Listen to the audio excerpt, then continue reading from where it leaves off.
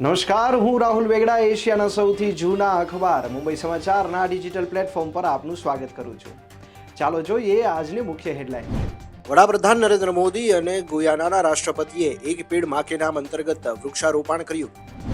રાષ્ટ્રપતિ દ્રૌપદી મુર્મુએ આજે રાષ્ટ્રપતિ ભવનમાં કે સંજય મૂર્તિને કંટ્રોલર અને ઓડિટર જનરલ તરીકે તેમના પદના શપથ લેવડાવ્યા.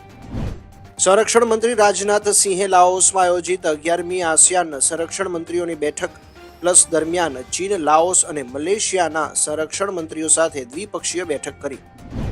દિલ્હીનું વાયુ પ્રદૂષણ ગંભીર શ્રેણીમાં, મોટાભાગના વિસ્તારોમાં AQI 400 પાર.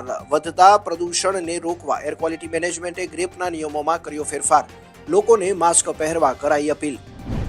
મુખ્યપ્રધાન ભૂપેન્દ્ર પટેલે સોમનાથ મહાદેવના દર્શન કર્યા. આજથી સોમનાથમાં ત્રિદિવસીય રાજ્ય સરકાર કેબિનેટની ચિંતન બેઠક યોજાશે. અમદાવાદ ક્રાઇમ બ્રાન્ચે 1.23 કિલોગ્રામ એન્ડી ડ્રગ્સ સાથે દાણી લીમડામાંથી એકની ધરપકડ કરી. આરોપી પાસેથી 2 હથિયાર, જીવતા કારતૂસ સહિત ₹18 લાખ જપ્ત કર્યા.